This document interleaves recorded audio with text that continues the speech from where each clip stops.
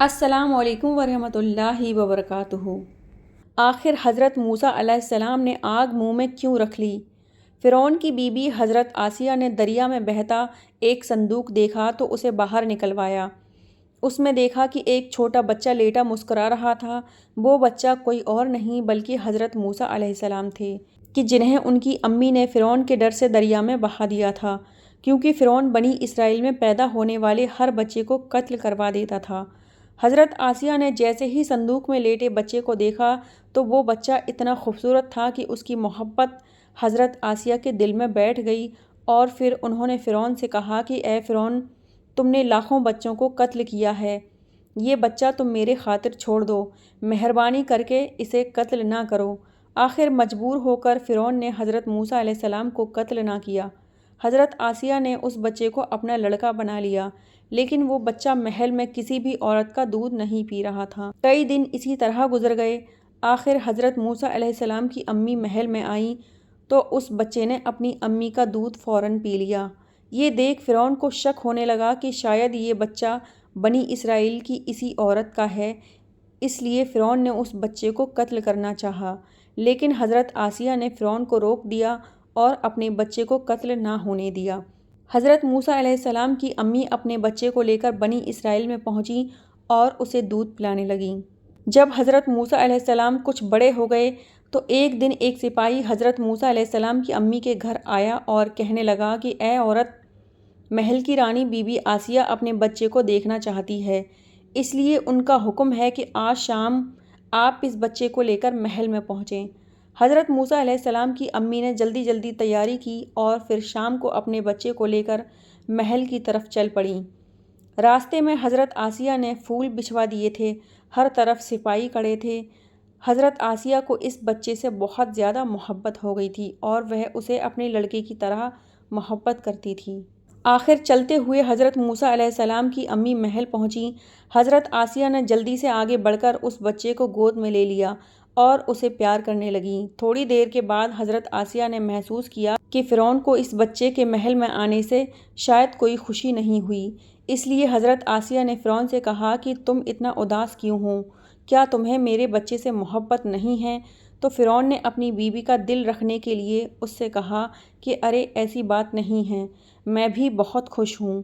تو حضرت آسیہ نے آگے بڑھ کر وہ بچہ فرعون کی گود میں دیتے ہوئے کہا کہ تھوڑی دیر آپ بھی اس بچے کو کھلائیں تاکہ میرے دل کو تسلی ملے۔ فرعون نے جیسے ہی حضرت موسیٰ علیہ السلام کو گود میں لیا تو اچانک حضرت موسیٰ علیہ السلام جو ابھی بچے تھے، انہوں نے فرعون کی داڑھی پکڑی اور پھر اس کے گال پر تماچا مار دیا۔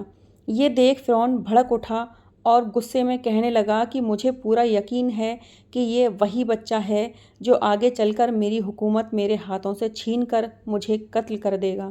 قریب تھا کہ فرعون حضرت موسیٰ علیہ السلام کو اسی وقت قتل کرا دیتا، لیکن ان کی بیوی حضرت آسیہ نے آگے بڑھ کر فرعون کے ہاتھ سے اپنا بچہ لے لیا اور کہنے لگیں کہ آپ یہ کیسی بیوقوفی والی باتیں کر رہے ہیں، یہ تو بچہ ہے، اسے کیا تمیز ہے؟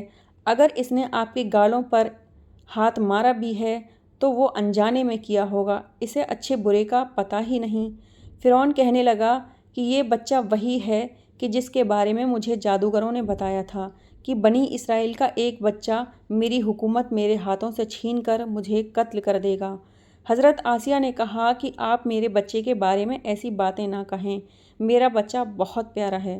فرعون نے کہا کہ میں اس بچے کا امتحان لینا چاہتا ہوں۔ وہ اس طرح کہ ایک طرف سونے چاندی کے ہار اور جواہرات رکھوں گا اور دوسری طرف جلتی ہوئی آگ رکھوں گا۔ اگر یہ سونے چاندی پر اپنا ہاتھ ڈالے گا تو یہ وہی بچہ ہے کہ جس کے بارے میں مجھے شک ہے، اور اگر یہ آگ کی طرف بڑھے گا تو پھر یہ بچہ وہ نہیں ہے۔